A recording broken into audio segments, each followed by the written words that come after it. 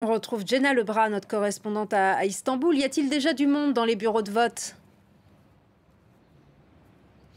Alors, ce qu'il faut savoir, c'est que les bureaux de vote en Turquie ont ouvert en deux temps, dès 7 h du matin à l'est du pays et 8 h du matin à l'ouest du pays. C'est au total 206 000 bureaux de vote qui sont déployés à travers le pays. On attend 61 millions d'électeurs, 10 millions rien qu'à Istanbul. Moi, je me trouve ce matin dans le district de Beyoğlu à Istanbul, sur la rive européenne. Il n'y a pas encore foule, visiblement, dans les bureaux de vote, mais c'est quand même assez normal. Les Stambouliotes ont jusqu'à 18 h aujourd'hui pour aller placer leur bulletin dans l'urne. Quoi qu'il en soit, ça va être intéressant de regarder les taux de participation pour cette élection municipale. Généralement, les scrutins en Turquie connaissent un taux de participation qui est quand même très élevé.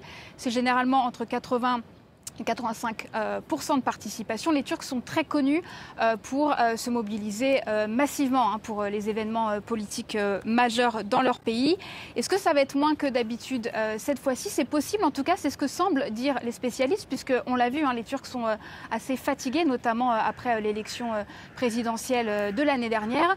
Mais voilà, il faut rester quand même prudent. On n'est pas à l'abri d'une surprise et d'une forte mobilisation dans l'après-midi ou en fin de journée, notamment dans les grandes villes, celles où les scores s'annoncent serrés, et c'est notamment le cas à Istanbul. Oui, dans ces élections, l'enjeu principal, c'est Istanbul. L'AKP, le parti d'Erdogan, va-t-il prendre sa revanche?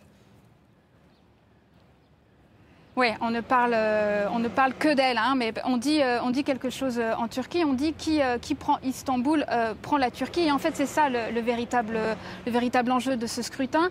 C'est une mégapole qui est une véritable plateforme d'influence pour l'économie et pour la politique. Et c'est aussi considéré comme une rampe de lancement pour les potentiels candidats à la présidentielle.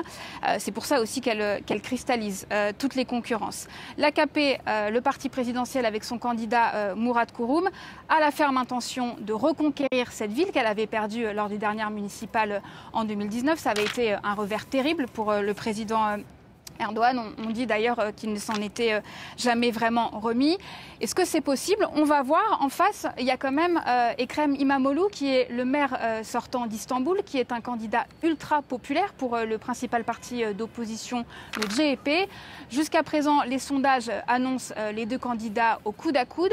On verra ce qui sort des résultats ce soir. Quoi qu'il en soit, les résultats d'Istanbul vont véritablement façonner l'avenir politique de la Turquie. Donc ce sera vraiment intéressant de voir ce qui en ressort. Et très probablement, celui qui va remporter la mairie d'Istanbul sera mis sur les rails pour les prochaines présidentielles qui sont annoncées en 2028. Merci beaucoup, Jenna Lebras.